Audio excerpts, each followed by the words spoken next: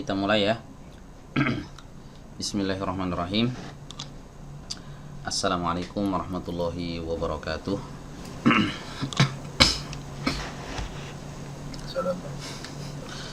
Alhamdulillahi rabbil alamin. Wabihi nasta'in ala umuri dunya waddin. Wassalatu wassalamu ala rasulillah nabiyyina Muhammadin wa ala alihi wa sahbihi wa man tabi'ahum bi ihsanin ila yaumiddin, amma ba'du. Baik teman-teman sekalian, insyaallah malam ini kita akan lanjutkan kembali pembelajaran bahasa Arab kita yang kita angkat dari kitab Durusulullah jilid yang pertama. Dan pada malam hari ini kita insyaallah akan lanjutkan pembahasan dari pelajaran yang ke-10 ya, dimana telah kita sebutkan sebelumnya bahwa pelajaran 10 ini adalah pelajaran yang paling banyak terkandung kaidah di dalamnya ya, pelajaran yang paling banyak kaidahnya ya di jilid 1 ini adalah pelajaran 10 ini ya. Jadi terkumpul banyak sekali kaidah di sini ya, makanya nggak bisa kita selesaikan mungkin dengan 1-2 pertemuan ya, kita membutuhkan beberapa pertemuan untuk menyelesaikan ini ya. Bisa aja sih diselesaikan dalam satu pertemuan ya, tapi ya jadi pusing nanti ya, kebanyakan gitu materi yang masuk, overload information, nanti kebanyakan kaidah gitu. Nah, untuk menghindari hal itu kita cicil aja pelan-pelan ya. Kemarin kita sudah membahas beberapa kaidah ya sedikit mungkin kita review ya, murojaah ringkas aja ya, kaidah-kaidah yang sudah dijelaskan di pertemuan sebelumnya ya. Ada beberapa kaidah kemarin ya. Yang pertama adalah perbedaan antara huruf ba dengan huruf fi ya. Oke, saya catat dulu di sini ya. Durusulullah jilid 1 dars 10 ya. Baik, ada beberapa kaidah-kaidah ya yang sudah kita pelajari.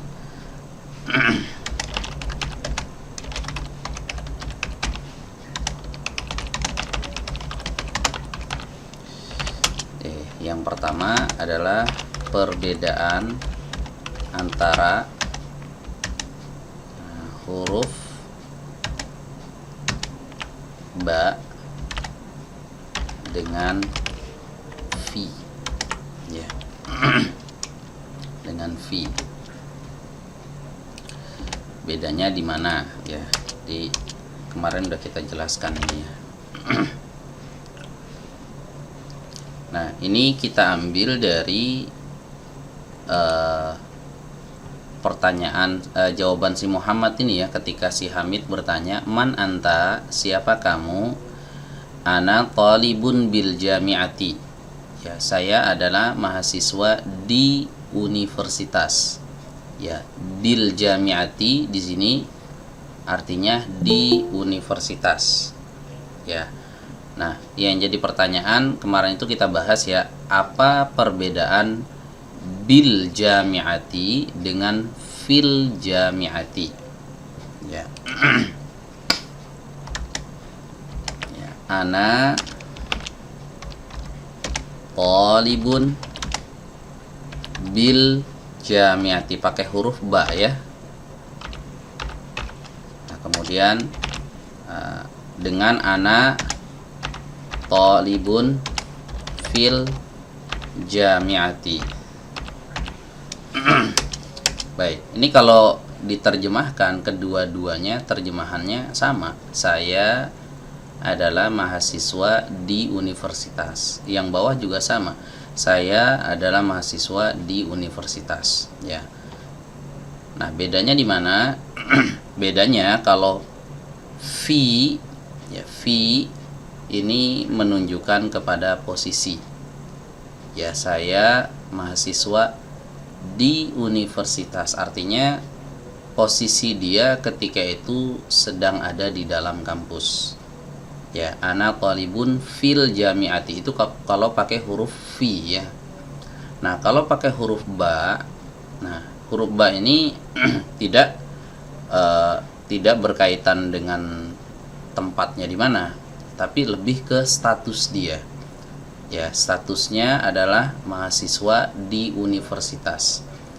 Nah, ini yang atas ini, yang pertama ini, ana talibun bil jami'ati, ini sah ketika mahasiswa ini berkata misalnya dia sedang berada di luar kampus, tapi dia statusnya mahasiswa di situ. Misalnya dia sedang di pasar, ya, posisi dia sedang ada di pasar misalnya.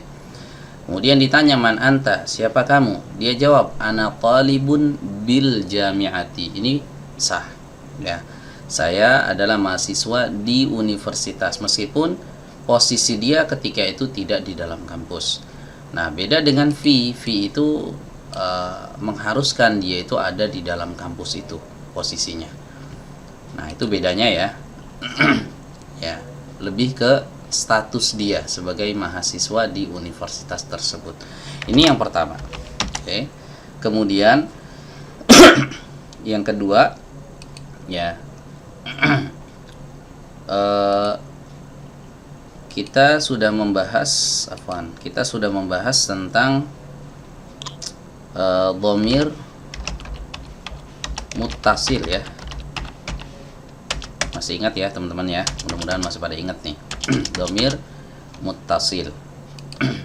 Jadi dhamir itu ada dua macam ya. Ada yang namanya munfasil, ya, ada muttasil. Double T ya, muttasil, munfasil dan muttasil. Munfasil yang pertama, ini domir yang sebelumnya itu memang sudah kita hafalkan seperti huwa, ya kan, hiya, anta, ya, kemudian ana. Nah, ini 4 domir yang udah kita dapat ya. Huwa artinya dia laki-laki, hiya artinya dia perempuan, anta artinya kamu, ana artinya saya. Ya. Nah, domir muttasil itu apa? Sama aja sebenarnya, domir itu kata ganti, cuma bentuknya aja yang berbeda. Ya, jadi ada beberapa kondisi, ya, ada beberapa keadaan di mana domir yang tadinya munfasil wajib diubah menjadi muttasil. Ya. Assalamualaikum. Waalaikumsalam warahmatullahi wabarakatuh. Baru gabung ya. Baik. Ahlan wa sahlan. Pak siapa nih? Pak Bagus ya. Oke, kita lanjut ya. Jadi ada keadaan di mana domir huwa, hiya, anta, ana ini harus diubah ke bentuk lain. Ya, harus diubah ke bentuk lain. Kemarin daftarnya udah kita tulis ya. Nah, saya ulang lagi sedikit, ulang cepat aja. Huwa diubah menjadi hu. Ya, kemudian hiya diubah menjadi ha. Nah, kemudian anta wajib diubah menjadi ka. Ya, kemudian ana wajib diubah menjadi ya sukun yang sebelumnya kasroh. Nah, ya mati, ya sukun sebelumnya kasroh. Nah, ini domir muttasil namanya, hu, ha, ka, ya mati sebelumnya kasroh. Sebelumnya harus ada kasroh ya. Sebentar. Nah, sebelumnya ada kasroh. Nah, jadi ada beberapa kondisi di mana domir munfasil, yang munfasil tuh yang mana? Yang huwa, hiya, anta, ana, ini munfasil. Yang sebelah kiri hu, ha, ka, ya mati sebelumnya kasroh. Nah, ini muttasil namanya. Ya, ada kondisi di mana domir yang huwa, hiya, anta, ana itu wajib diubah menjadi muttasil yang ada di sebelahnya. Ya. Ya, kemarin kita sebutkan ada 2 kondisi ya.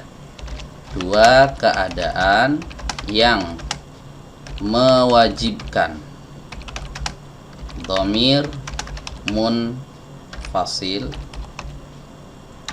diubah menjadi dhamir muttasil. Ya, ada dua keadaan. Yang pertama, ya, tatkala dhamir munfasil, ya, atau dhamir gitu aja ya, dhamir dimasuki huruf jar. Ya, tatkala dhamir dimasuki oleh huruf jar. Ya, ini yang pertama. Yang kedua, ya, tatkala dhamir berposisi sebagai mudhaf ilaih. Ya, ini dua keadaan yang mengharuskan dhamir huwa diganti jadi hu, hiya diganti jadi ha, anta diganti jadi ka. Ini anta ya. Top. Sebentar. Belum saya ubah. Nah, anta diubah menjadi ka, ana diubah menjadi ya mati yang sebelumnya harus kasroh. Ya, dua keadaan itu ini ya, yaitu ketika domir ini huwa hiya anta ana dimasuki huruf jar. Ya, kedua, tatkala domir berposisi sebagai mudhaf ilaih. Kita ambil contoh. Contohnya, ya, misalnya ada domir huwa kemasukan min. Min kan huruf jar ya teman-teman ya, min huruf jar masuk ke huwa. Nah, ini nggak bisa kita katakan min huwa, ya, harus diubah menjadi minhu. Oh, paham ya teman-teman ya, nggak bisa diubah, nggak bisa kita katakan min huwa. Kenapa? Karena huwa di sini domir munfasil ya, dimasuki huruf jar. Nah, kalau domir dimasuki huruf jar, maka harus diubah ke muttasil. Daftarnya ini rumusnya, ini harus dihafal teman-teman ya. Huwa ubah jadi hu, jangan ketukar. Hiya jadi ha, anta jadi ka, ana jadi ya mati sebelumnya kasroh. Oke, kita contoh lagi, misalnya min lagi ya, min masuk ke hiya. Nah, hiya ini jadi apa nih? Jadi ha ya. Nah, berarti di sini menjadi minha. Begitu. Jangan minhiya. Ya, nggak ada orang Arab itu ngomong minhiya, nggak ada. Mereka pasti ubah hiyanya jadi minha. Dari munfasil diubah menjadi muttasil. Ya, muttasil itu artinya bersambung. Ya, munfasil itu artinya terpisah. Ya, kenapa dikatakan muttasil bersambung? Karena nulisnya memang harus disambung. Minha ini dua kata, min dan ha, tapi nggak pakai spasi. Nulisnya dijadikan satu seperti satu kata. Minhu juga demikian. Minhu itu dua kata, min dan hu. Nah, tapi nulisnya harus disambung. Kenapa? Karena dhamirnya muttasil. Muttasil artinya bersambung, wajib disambung dengan huruf sebelumnya. Nah, kayak gini ya, min hu-nya itu nggak bisa berdiri sendiri, harus disambung ke huruf nun. Minha juga sama, hanya harus disambung ke huruf sebelumnya. Oke, kita lanjut. Min tambah anta. Anta. Jadi apa? Anta, ingat ya, berubah jadi ka. Ya, anta berubah jadi ka. Maka ya, kalau ada anta kemasukan min menjadi minka. Oke, paham ya? Nah, kemudian min masuk ke ana. Nah, min huruf jar masuk ke ana, ya. Ana kalau kemasukan huruf jar harus diganti jadi ya mati sebelumnya kasroh, sehingga dia menjadi minni. Oh, seperti itu teman-teman ya. Mudah ya. Mudah insya Allah ya. Ini kondisi pertama yaitu ketika domir dimasuki huruf jar. Ada lagi kondisi yang lain. Huwa hiya anta ana ini harus diubah jadi hu ha ka ya mati sebelumnya kasroh. Yang kedua adalah tatkala domir tersebut berposisi sebagai mudhaf ilaih. Ya. Oh, gini aja. Nah, gitu ya. Yang ini contoh buat yang pertama gitu ya. Ya, tatkala domir dimasuki huruf jar, contohnya ini gitu. Nah, sekarang kita masuk ke contoh yang kedua. Ketika domir berposisi sebagai mudhaf ilaih. Jadi sebelumnya ada mudhaf. Ada mudhaf, domirnya jadi mudhaf ilaihnya gitu. Ya, misalnya kita ambil contoh mudhaf ilaih. Misalnya qalamu yasirin. Nah, qalamu yasirin. Ini kan mudhaf ilaih nih. Afwan, ini kasrotainnya nggak muncul. Ya. Kasroh 1 jadinya. Jangan yasirin deh. Karena ro di bawah terlalu ini, coba saya ganti jadi zaid. Nah, muncul tuh ya kasrotain. Qalamu zaidin. Ya, pulpennya zaid. Gitu kan? Pulpen jadi mudhaf, zaidin jadi mudhaf ilaih gitu. Nah, sekarang kita ganti zaidnya jadi domir, kita ganti pakai domir. Pulpennya dia gitu. Qalamu tambah huwa gitu ya. Nah, sekarang kan domirnya sekarang posisinya jadi apa? Jadi mudhaf ilaih, ya. Qalamunya mudhaf, huwanya mudhaf ilaih. Nah, ingat ya, kalau domir berada di posisi mudhaf ilaih, maka wajib diganti jadi muttasil. Berarti bahasa Arabnya adalah qalamuhu. Tuh, gitu ya. Nggak boleh qalamu huwa, nggak ada dalam bahasa Arab. Qalamu huwa itu nggak ada ya, huwanya harus diganti jadi hu ya, qalamuhu. Ya, begitu juga kalau mau kita katakan pulpen dia tapi dianya perempuan, hiya gitu kan, qalamu tambah hiya jadi qalamuha. Ingat perubahannya, hiya harus diganti jadi ha. Oke, kemudian qalamu tambah anta. Nah, jadi apa nih? Qalamu ka ya. Pokoknya hafalin daftar ininya nih. Rumusnya ini dihafal, dicatat ya teman-teman ya. Dicatat, huwa jadi hu, hiya jadi ha, anta jadi ka, ana jadi ya. Katakan. Oke. Kemudian qalamu tambah ana, pulpen saya gitu. Pulpen saya. Nah, jadi apa nih? Jadi qalami. Oh, begitu ya.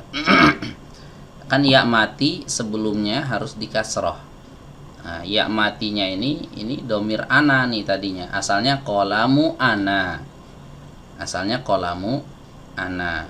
Berhubung si ananya ini posisinya sebagai mudhaf ilaih, qalamu mudhaf, ana mudhaf ilaih, maka harus diubah. Ana ini harus diubah jadi ya mutakallim, namanya ya mutakallim ini ya. Ya yang menjadi pengganti ana itu namanya ya mutakallim. Ana harus diubah menjadi ya mutakallim sehingga dia kalimatnya menjadi qalami, bukan qalamu ana. Nah, nah kaidah ini muncul dari sini teman-teman ya. Nah, dari sini coba kita baca sedikit di sini ya. Man anta, siapa kamu? Ana talibun bil jami'ati. Saya adalah mahasiswa di universitas. Anta talibun jadidun, apakah kamu mahasiswa yang baru? Naam, ana talibun jadidun. Iya, saya mahasiswa yang baru. Min aina anta, dari mana kamu? Ana minal Hindi, saya dari India. Mas muka, nah dari sini nih ya. Mas muka itu asalnya masmu anta ya, asalnya masmu anta, siapa nama kamu. nama kamu, nama mudhof, kamu mudhof ilaih. Jadi asalnya ismu anta. Asalnya ismu anta. Ya, antanya jadi mudhof ilaih. Ingat, ketika dhamir jadi mudhof ilaih, maka harus diganti jadi muttasil. Ya, sehingga dia enggak kita katakan begini, masmu anta. Nah, salah. Kalau kita sebut begitu salah. Meskipun maknanya benar, masmu anta, siapa nama kamu gitu. Masmu anta, siapa nama kamu. Tapi orang Arab nggak pernah menggunakan kalimat itu ketika dia ingin bertanya nama ke orang lain. Ya, antanya diubah jadi ka. Masmuka. Itu siapa nama kamu. Nah, Muhammad menjawab, ismi Muhammadun. Ismi ini asalnya apa nih? Asalnya ismu ana Muhammadun. Ya, ismu ana Muhammadun. Ismu mudhof, ananya mudhof ilai. Ana kalau jadi mudhof ilai harus ganti jadi ya mutakallim tadi ya, menjadi ismi Muhammadun. Ya, nama saya Muhammad. Nah, gitu ya. Sesuai dengan kaidah yang ini tadi ya. Tuh, kolami. Kolami asalnya kolamu ana. Ismi asalnya ismu ana. Nah, gitu. Tinggal dikiaskan aja, ganti aja kolamnya dengan kata lain, misalnya kitab gitu ya.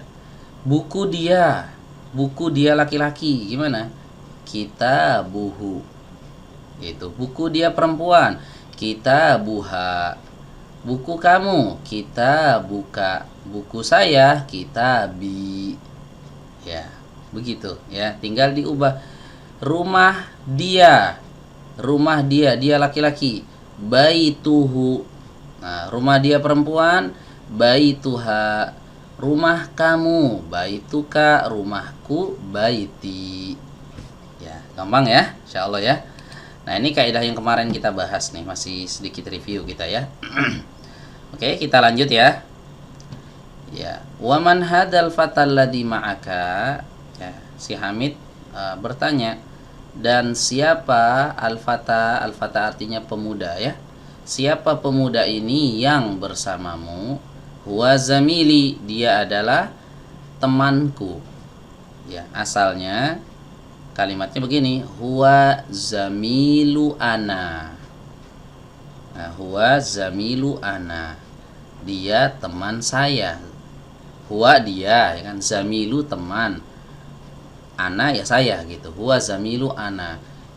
Nah, zamilu ana ini mudhaf ilaih, maka ananya harus diganti jadi ya mutakallim sehingga menjadi huwa zamili. Begitu ya. Dia adalah temanku.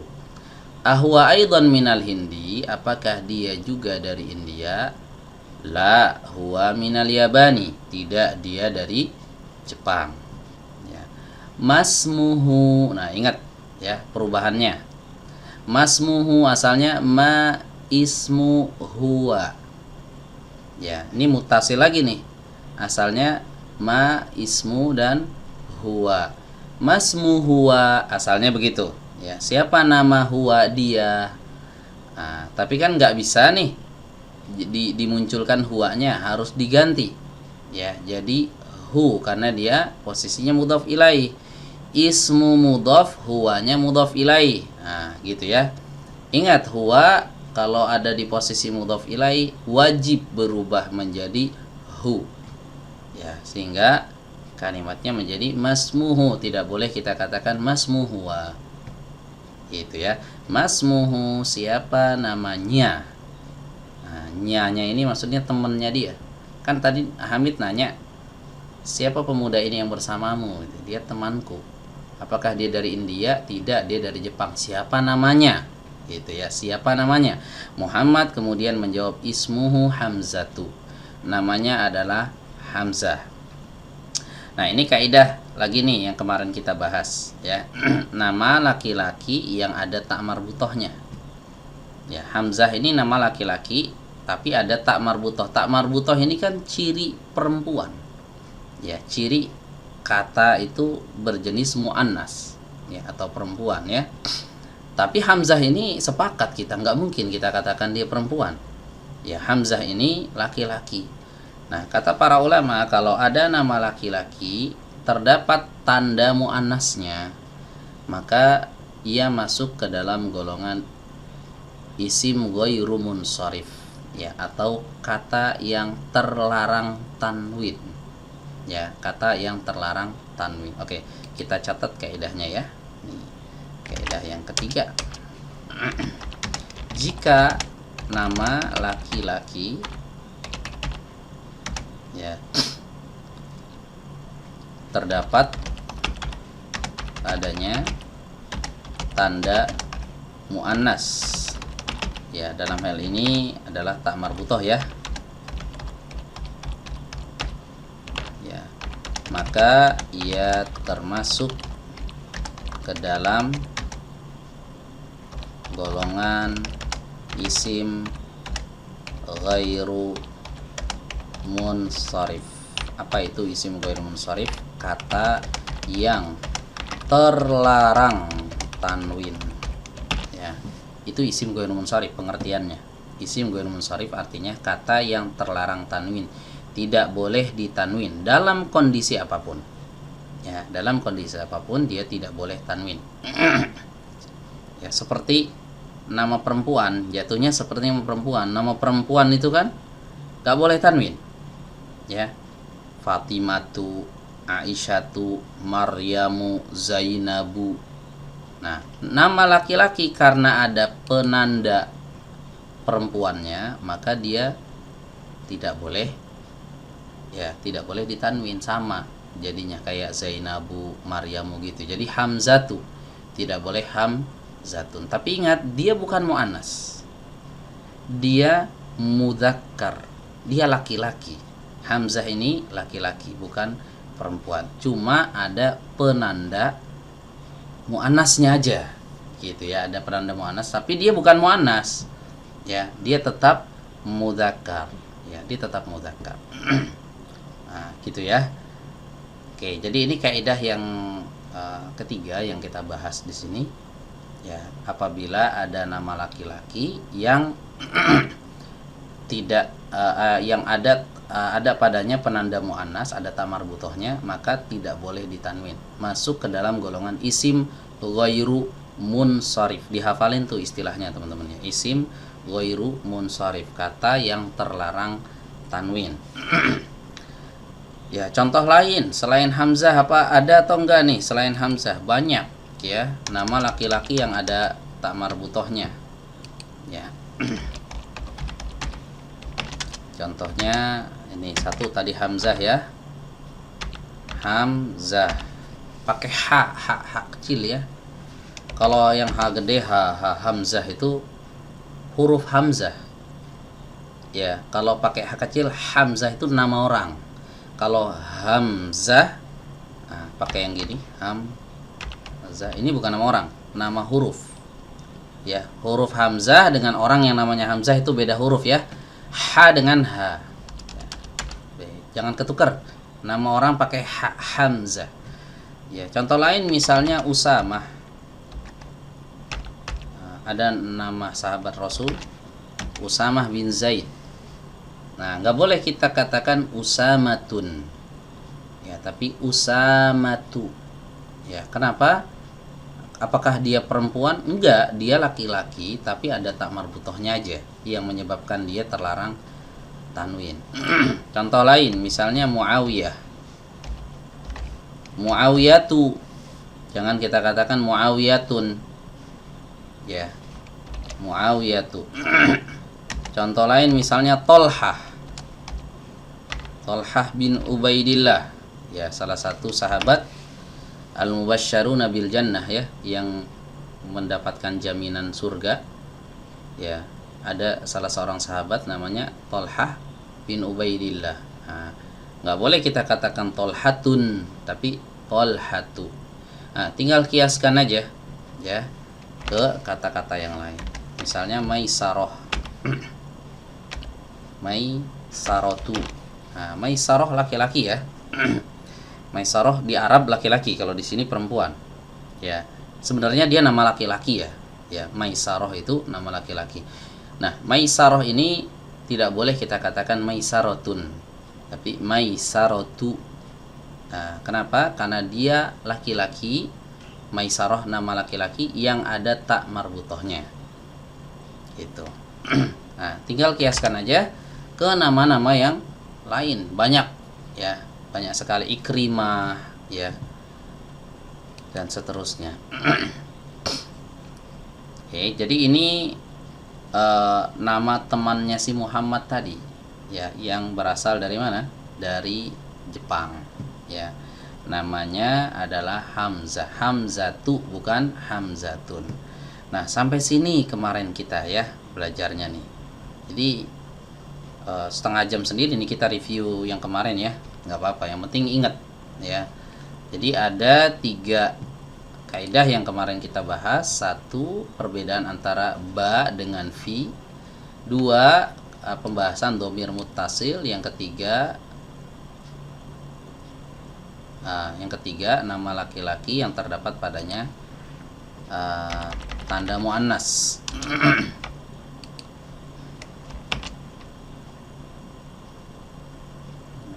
Gini ya, biar beda, biar nggak sama. Nah, gini. Oke, sekarang kita masuk ke kelanjutan dari percakapan ini ya. Oke, kita lanjut ya ke kelanjutan percakapan ini. Nah, si Hamid kemudian bertanya kepada Muhammad, ma lughatuka ya Muhammadu? Ya, apa bahasa kamu wahai Muhammad? Ya, ingat ya. Lughatuka ini asalnya lughatu dan anta. Lughatu dan anta. Karena anta di sini jadi mudhaf ilaih ya, maka harus diubah menjadi lughatuka. Ma lughatuka, bukan ma lughatu anta. Ya. Asalnya ma lughatu anta, tapi diubah jadi lughatuka. Ya, karena kaidah yang tadi ya. Ya, dhamir apa namanya? Muttasil. Dhamir muttasil. Ma lughatuka ya Muhammadu? Apa bahasamu wahai Muhammad? Oke, kita lanjut ke halaman berikutnya. Muhammad menjawab, lughati al-urdiyatu. Ya, bahasaku adalah bahasa Urdu. Ya, bahasaku adalah bahasa Urdu. Lughati asalnya lughatu ana. Ya, ingat yang tadi ya, dhamir muttasil ya. Lughatu mudhaf, ana mudhaf ilaih. Lughatu ana enggak bisa kayak gitu, harus diubah jadi lughati. Ya, harus diubah jadi lughati. Ananya diubah jadi muttasil. Ya, kalau ana itu namanya dhamir munfasil. Diubah jadi muttasil menjadi ya mutakallim. Lughati bahasaku, ya, lughati bahasaku adalah al-urdiyatu, bahasa Urdu. Nah, sekarang kita di sini dapat faedah lagi nih.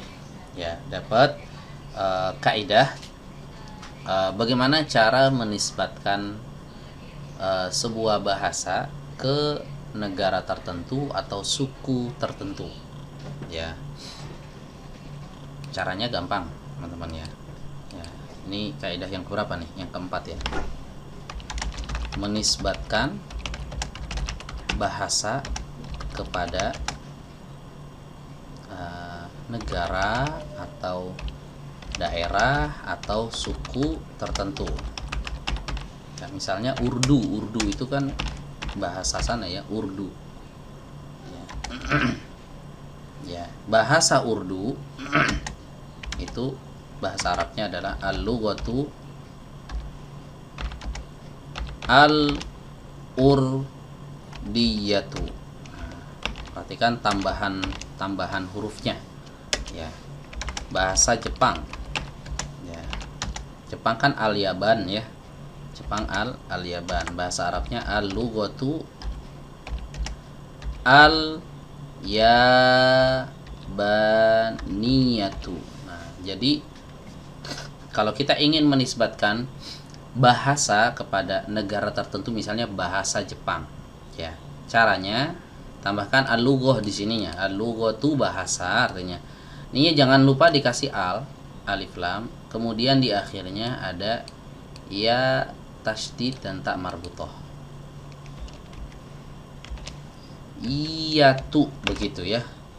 Iyatu, tambahkan iyatu. Nah, itu jadinya bahasa Jepang. Ya. Bahasa apa lagi? Misalnya bahasa Arab. Ya, bahasa Arab. Arab itu kan asalnya Arabun. Arab, ya. Arab. Nah, kalau kita mau katakan bahasa Arab, ya, maka tinggal tambahkan al di sini. Al-Arab. Ya, asalnya kan al-Arabu gitu ya. Al-Arab. Nah, kemudian tambahkan iyatu. Nah, menjadi al-Arabiyatu. Al-Arabiyah artinya bahasa Arab. Kalau mau dilengkapi lagi, al-lughatul arabiyatu gitu. Bahasa Arab. Ya. Gampang ya, insyaallah ya. Nah, kita mau bilang bahasa Batak misalnya. Ini suku ya. Bahasa Batak. Ya. Apa bahasa Arabnya? Al-lughatu al-batakiyatu. Nah, bahasa Batak gitu. Nah, ini tambahkan bahasa ya.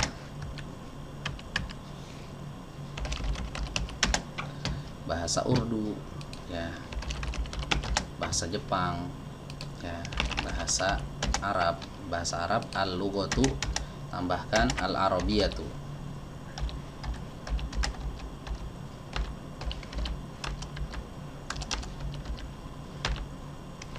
Nah, begitu. Atau bahasa Indonesia. Gimana bahasa Indonesia? Bahasa Indonesia. Bahasa Arabnya apa? Bahasa Indonesia al-lughatu, jangan lupa al-lughatunya. Al-lughatu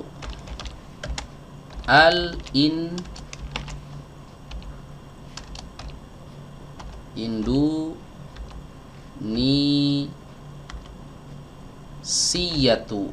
Nah, begitu. Al-Indonesiyatu artinya bahasa Indonesia. Nah, bahasa Cina. Nah, bahasa Cina. Nah, apa nih? Cina, Sin ya kan? Asinu. Ya udah tinggal dibuat asiniyatu. Gitu. Ya. Gampang ya? Cara menisbatkan bahasa kepada negara ya, atau daerah atau suku tertentu. Bahasa Sunda misalnya. Bahasa Sunda. Nah, as-sundawiyatu gitu ya. Sundawiyatu. Nah, ini namanya menisbatkan bahasa. Jangan lupa diakhiri iyatu, selalu itu. Bahasa itu selalu diakhiri iyatu ya. Boleh asiniyatu mencukupkan diri segini aja, boleh ditambah al-lughatu. Boleh. Nah, begini. Al-lughatu. Nah, al-lughatu sundawiyah atau as-sundawiyah gitu aja boleh. Ya. Al-arabiyah boleh, atau tambahkan al-lughah, al-lughatul arabiyah. Secara umum seperti ini. Ya, secara umum seperti ini ya, cara menisbatkan bahasa kepada negara, daerah atau suku tertentu. Nah, jadi ketika dia ingin menisbatkan ke Urdu gitu ya, bahasa Urdu, maka tambahkan al, jangan lupa al-urdiyatu. Ya. Apa bahasa wahai Muhammad? Lughatil urdiyatu. bahasaku adalah bahasa Urdu. Oke, kita lanjut ya. Hamid kemudian bertanya lagi, ahiya lughatun sahalatun? Apakah dia bahasa yang mudah? Sahlah itu artinya mudah, ya. Apakah dia bahasa yang mudah? Naam, hiya lughatun sahlatun. Kata Muhammad, ya, dia bahasa yang mudah. Ya, karena bahasa dia sendiri kan, Muhammad orang India tadi ya, orang India memang bahasa Urdu. Jadi kalau bahasa sendiri ya mudah ya. Kalau bahasa asing, nah itu baru perlu dipelajari. Ya. Oke, kemudian Hamid bertanya lagi, wa Hamzatu, dan si Hamzah, ini temannya Muhammad. Nah, tadi dari mana? Si Hamzah ini dari Jepang ya. Wa Hamzatu ma lughatuhu. Dan si Hamzah apa bahasanya? Nah, lughatuhu asalnya lughatuhuwa. Nah, ingat ya, huwa diganti jadi hu. Ya, ma lughatuhu asalnya ma lughatuhuwa. Ya. Apa bahasa dia? Lughatuhul yabaniyatu. Nah, ini kaidah yang tadi kita pelajari di sini teman-teman ya. Al-lughatul yabaniyatu artinya bahasa Jepang. Ya. Bahasanya adalah bahasa Jepang. Wa hiya lughatun sa'batun, dan ia adalah bahasa yang susah. Nah, ini buktinya ya, susah ya. Nggak bisa bacanya kita nih kan, kecuali kalau kita udah belajar bahasa Jepang. Ya, bahasa yang sulit untuk dipelajari ini gitu kan, untuk dibaca susah ya. Lughatuhul yabaniyatu, bahasanya adalah bahasa Jepang. Wahia lughatun sa'batun, dia adalah bahasa yang susah ya. Baik, ini kaidah keempat ya. Kaidah keempat, cara menisbatkan bahasa kepada negara, kepada daerah, kepada suku tertentu. Mudah insya Allah ya teman-teman ya. Baik, kita lanjut lagi ya, masuk lagi ke kaidah yang berikutnya. Sebagaimana saya katakan, di percakapan ini banyak sekali terkandung kaidah ya. Baik, kita lanjut ya. Si Hamid kemudian bertanya lagi ya, aina abuka ya Muhammadu? Ya, di mana ayahmu wahai Muhammad? Ya, aina abuka asalnya abu anta. Ya, ingat ya, bapak kamu, mudhof mudhof ilaih. Ini konsep ini harus paham banget ya teman-teman ya, karena fokus di pelajaran 10 ini sebenarnya di sini, pembahasan dhamir munfasil dan muttasil. Kaidah intinya sebenarnya ini. Dari sekian banyak kaidah yang ada di sini, yang intinya itu yang menjadi fokus pembahasan di pelajaran 10 ini ya, yaitu mengubah dhamir munfasil jadi muttasil. Jadi nggak boleh kita katakan gini, aina abu anta ya Muhammad? Di mana bapak kamu wahai Muhammad? Bapak kamu mudhof mudhof ilaih, harus diganti antanya jadi ka ya. Aina abuka ya Muhammadu? Ya. Di mana ayahmu wahai Muhammad? Muhammad menjawab, abi fil Kuwaiti. Ya, ayahku di Kuwait, nama negara ya. Huwa tabibun syahirun, dia adalah dokter yang syahirun. Syahirun artinya terkenal. Ya, dia adalah dokter yang terkenal. Baik, kita stop dulu sampai sini ya. Ada satu kaidah yang ingin saya sampaikan lagi. Ya, ini kan tadi si Hamid bertanya tentang ayahnya Muhammad ya, di mana ayahmu, di mana bapakmu wahai Muhammad? Bapakku di Kuwait kata Muhammad ya. Oke, perhatikan dalam bahasa Arab ya, kata ayah atau bapak ya, bapak atau ayah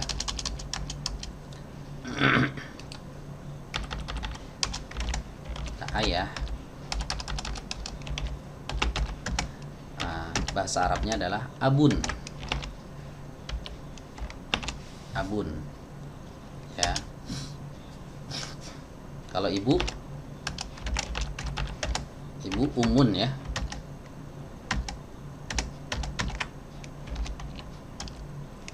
Umun. Nah, ketika kita mau katakan ibumu. Ibumu, mu di sini kamu laki-laki ya. Ummuka gitu kan? Nah,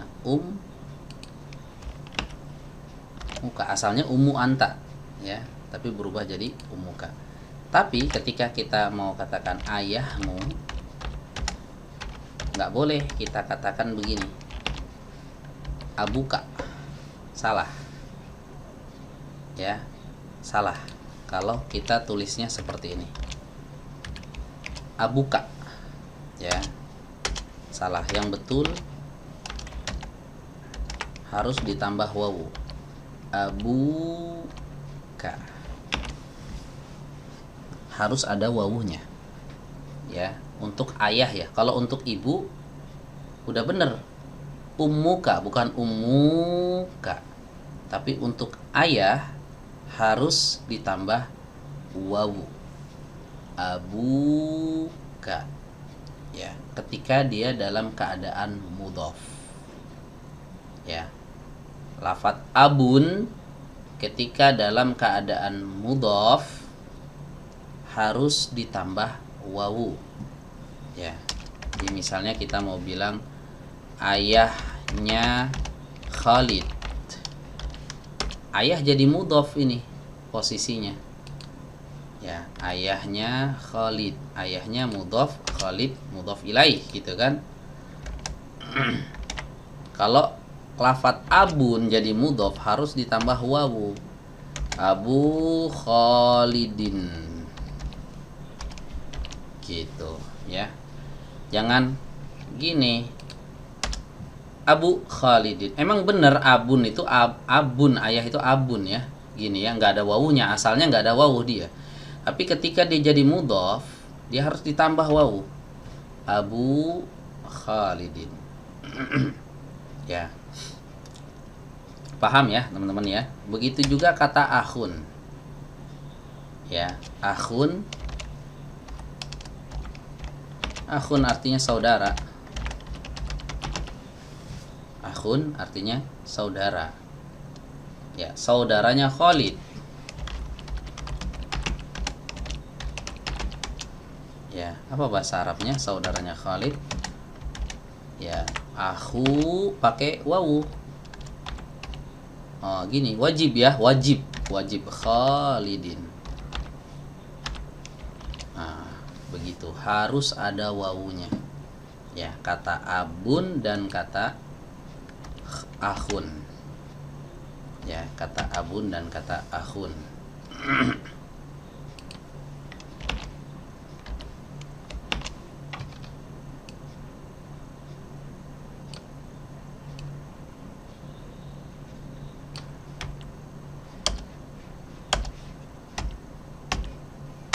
Nah, gini ya. Tuh. Ayah abun, ibu umun. Ibumu ummuka, ayahmu abuka, harus pakai wawu ya, harus pakai wawu. Ayahnya Khalid, Abu Khalidin.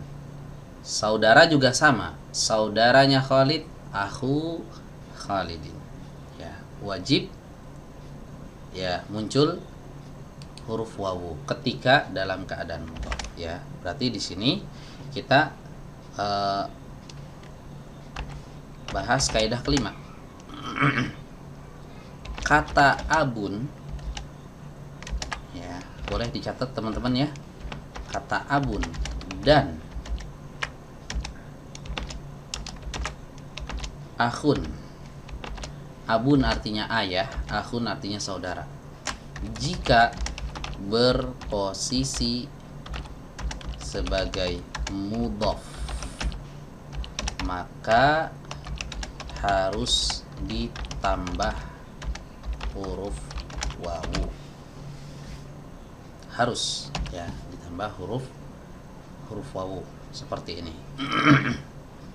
Sementara pahami dulu kayak gini ya, karena nanti bisa juga bukan huruf wawu, bisa jadi huruf ya, bisa jadi huruf alif ya. Sekarang pahami aja dulu seperti ini ya, nanti dia bisa berubah jadi huruf eh, ya misalnya akhi Khalid, ya, atau fathah alif akho Khalid, ya. Nah sekarang pahami dulu pakai huruf wawu dulu, ya. Nanti yang diubah ke ya, diubah ke alif itu nanti, ya. Jadi ingat di sini teman-teman ya, kata abun dan akhun jika berposisi sebagai mudhaf maka harus ditambah huruf wawu, kecuali, nah, kecuali ada kecualinya.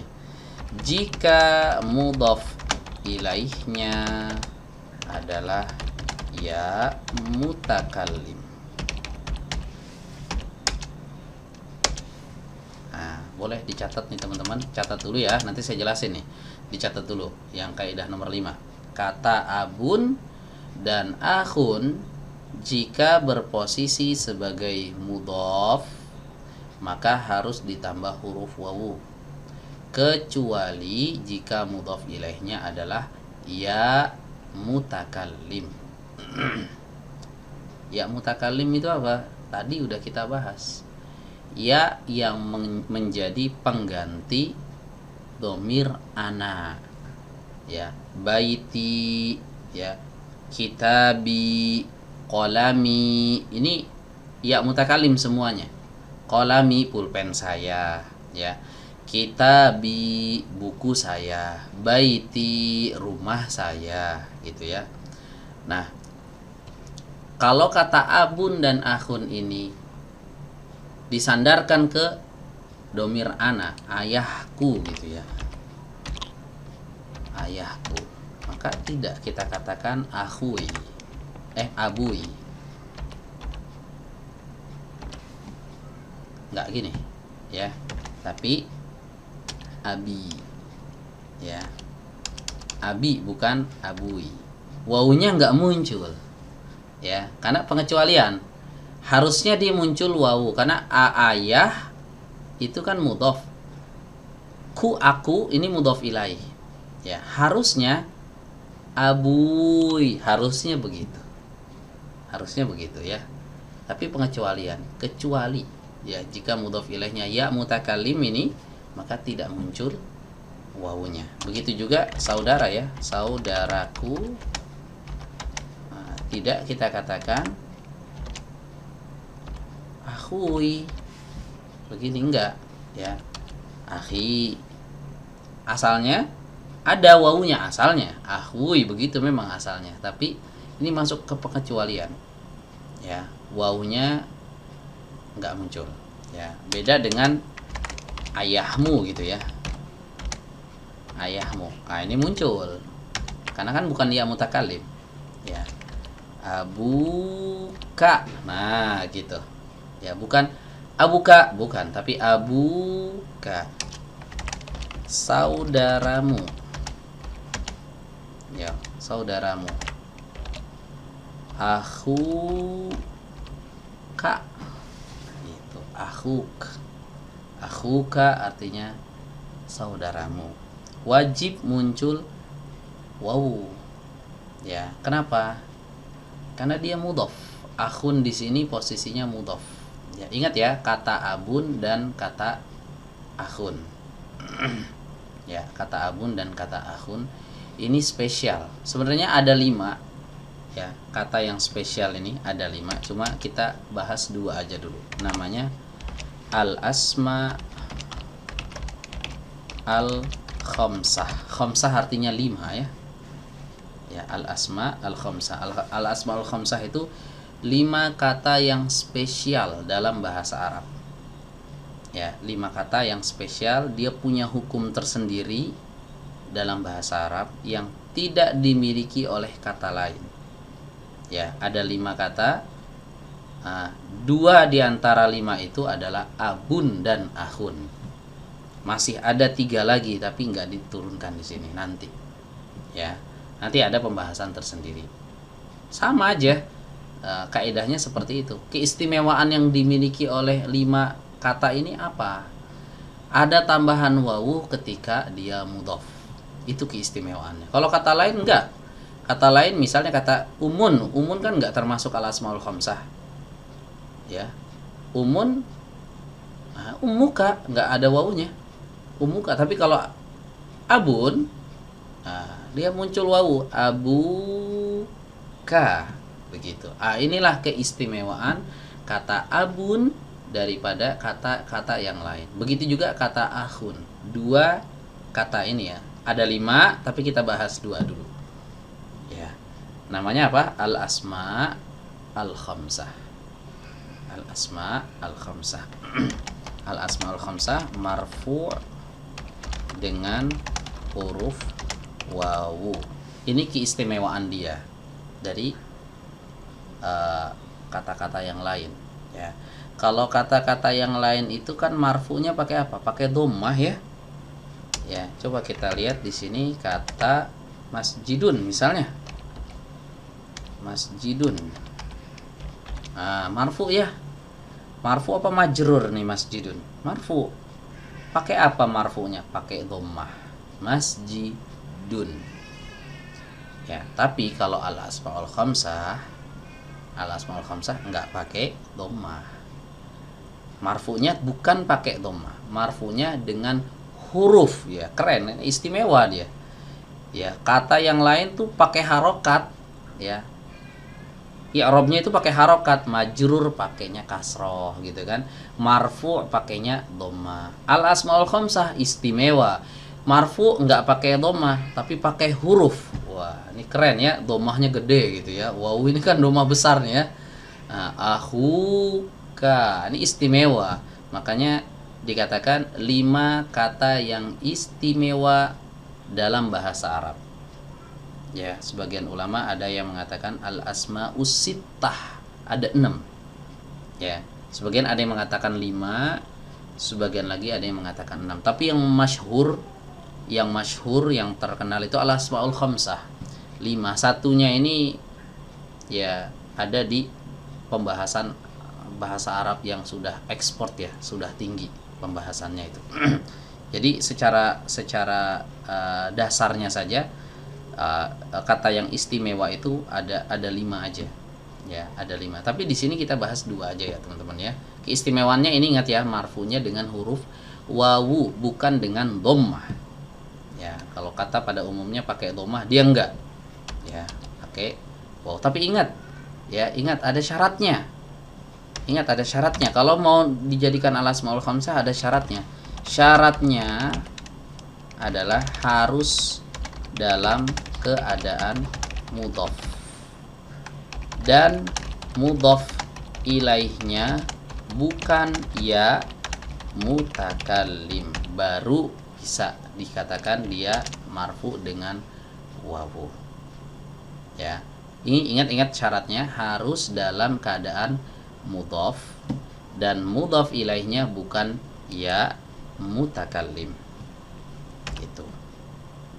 Ya, kalau dia nggak dalam keadaan mudhof bagaimana? Misalnya ini ayah. Ayah siapa? Nggak dimudhofkan. Saya cuma mau bilang ini ayah. Ya udah, dia pakai dhammah biasa, kan nggak mudhof dia. Ya, hadza abun. Bun nggak ada wawunya, ya. Kapan muncul wawu? Ingat di sini harus dalam keadaan mudhof, ya. Ini ayahnya siapa nih? Ayahnya Zaid. Baru dia jadi al-asmaul khamsah karena dia afwan sini nun ya. Ayahnya Zaid, baru dia jadi al-asmaul khamsah karena sekarang dia jadi mudhof, ya. Baru kita katakan apa? Hadza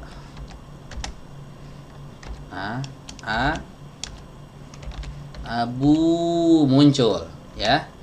Muncul tuh. Abu Zaidin. Tuh, baru muncul wawunya, ya. Ingat nih syaratnya ini ya, ingat ya. Syaratnya dia harus dalam keadaan mudhof, ya. Ada lagi syarat yang kedua, mudhof ilaihnya bukan ya mutakallim. Oke, sekarang ini ayahku. Ayah di sini mudhof juga. Posisinya mudhof juga, tapi mudhof ilaihnya ku, saya gitu. Ya, sudah nggak muncul lagi. Ada abi begitu. Tidak abui, enggak. Ya. Paham ya teman-teman ya? Nah, tinggal dikiaskan aja, ayah jadi saudara ya. Ini saudara. Ini saudara. Hada akhun. Hada akhun. Kiaskan aja ya. Ini saudaranya Zaid ya. Hada akhu Zaidin. Pakai waw enggak? Pakai ya. Pakai karena dia mudhaf kepada selain ya mutakallim. Nah, ini saudaraku gimana? Hada akhi, jangan akhui ya. Akhi, hada akhi, ini adalah saudaraku. Nah, ini perkataan siapa nih? Di dalam Al-Qur'an ada lafaz wa hada akhi. Ya. Perkataannya Nabi Yusuf alaihi salam. Ya. Ketika saudaranya yang bernama Bunyamin ya, ketika itu dijadikan budak ya, kemudian saudara-saudaranya Yusuf ketemu dengan Yusuf, dikatakan ana Yusuf wa hada akhi, bukan akhui ya. Nabi Yusuf nggak akan hada akhui, enggak, ana Yusuf wa hada akhi, saya Yusuf dan ini adalah saudaraku Bunyamin. Nah gitu ya, ada di Al-Quran ya lafadznya wahada akhi, bukan wahada akhui. Ini menunjukkan bahwa wawu di sini muncul ya ketika dalam keadaan mudhaf dan mudhaf ilaihnya bukan ya mutakallim. Oke, saya rasa cukup deh sampai sini. Pusing nanti kebanyakan ya. Jadi kita tambah 2 lagi nih kaidah ya. Ya, 2 lagi ya. Nah, ini kaidah yang keempat. Kemarin kan 3 ya. Sekarang keempat. Nah, kaidah yang keempat tadi kita bahas yaitu kaidah tentang cara menisbatkan bahasa kepada negara atau daerah atau suku tertentu. Kemudian yang kelima ya. Yang kelima tentang al-asmaul khamsah. Saya taruh di atas. Di sini. Nah, gitu ya. Ntar insya Allah saya share ini ke grup ya. Biar nanti teman-teman bisa mudah murojaahnya.